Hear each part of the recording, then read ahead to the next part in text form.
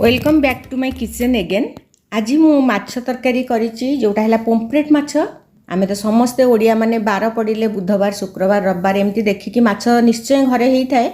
तो आज आमर पोम्फ्रेट आसला जोटा कि मु प्राय नॉर्मली सेटा को ड्राई फ्राई करि थाए बा आमे स्टार्टर रे यूज करथाउ, किंतु आज हस्बैंड कर फरमाइश रे मु तांको पई करी बनैथिली, किंतु मते जेहेतु सुखा फ्राई भल लागे मु मो पई फ्राई करथिली।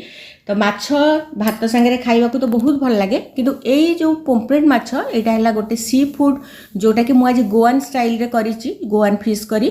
काहेकि ना बहुत वर्ष तळे मु जाइथिली गोवा आ सेठी माछ तरकारी प्रथमे जो खाइथिली मते बहुत भल लागितिला। सेमानकर नडिया फ्लेवर आसुथाय, नडिया बाटिकी आ नडिया तेल रे करथांती, मु आज सेमिति करिछि। तो दुईटा माछ को धोईकी कट देला परे मु लूण, हळदी गुंड, लंका गुंड आ गोलमरिच पाउडर आ देइछि गरम मसला पाउडर सब अधा अधा चामच देला परे एथरे धनिया पुदीनार पेस्ट मिसेइबा प्राय गोटे चामच रो अधा आ जिंजर गार्लिक पेस्ट सेटा भी अधा। दुईटा माछ पई जेतिकी दरकार आमे सेतिकी दबा। एटा बेसी जेतु सी फूड एटा बेसी मसला देले भी भल लागेनी। जदि फ्राई करूथिबे आ टिके अधिका मसला जोथि कि कॉर्नफ्लोर रे आपण माने मिसेई परिबे, किंतु जेहेतु मु गोटे एटा करिबे सेतरा आ कॉर्नफ्लोर बेसन ए सब किछि दबा दरकार नहीं। तो भल भाव में मैरिनेट करके आमे छाड़ीदबा। जो कट देइथिली सेथरे सब मसला जेमती पशिजिबा दरकार, कहीं गोटे जो मु भजा करी से मसला खाली माने भजा करी माने मसला टिके रहिबा दरकार। आउ गोटे को मु करी आपण माने निश्चय थरे एमती करिवे, बहुत टेस्टी हुए। आउ यार स्पेशलिटी हैला यार कंटा तो बहुत थाए किंतु बहुत सॉफ्ट कंटा। आप गोटे मसला प्रस्तुत करिबा, कंचा लंका, रसुण, अदा, पियाज, गोटे छोट पियाज 2-3 खंड हेले भी हम। तापर नड़िया, कटा नड़िया हो बा कोरा नड़िया जहाँ आपण मान पाखे थिबो। आ बेसी पाकल नड़िया देबेनी काहेकि ना स्मूथ हबनी हमर जो मसलाटा।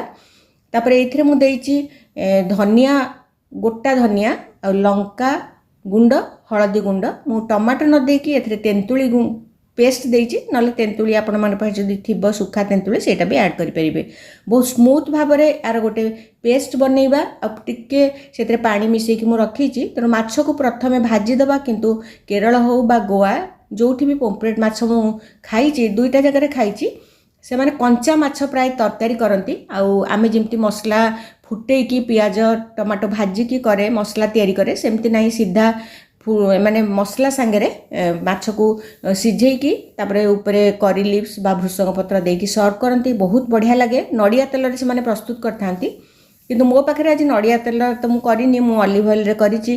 तो एटा को टिके फ्राई सालो फ्राई करि दबा। जोटा करी रे मिसेई भी सेटा टिके कम फ्राई हेले भी चलिबो। आ गोटे जोटा मु खाली फ्राई करबी सेटा को आउ टिके अधिका सिम रे मु भाजीबी।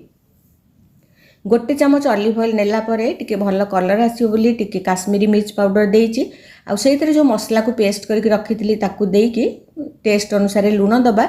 एतरे किछि छुंको आउ दिया जाएनी, एटा भल भाव में फुटी जिवा दरकार। आउ टिके पानी देइकी मु एटा फुटे देइथिली। मो पाखर भृषंग पत्र नथिला बोली मु धनिया पत्र ऐड करिछि, किंतु भृषंग पत्र प्राय एतरे बढ़िया फ्लेवर आसे। भल भाव में फुटी गला परे आमे जो माछ को तरकारी मु करिबी सेटा को एथरे ऐड करिछि।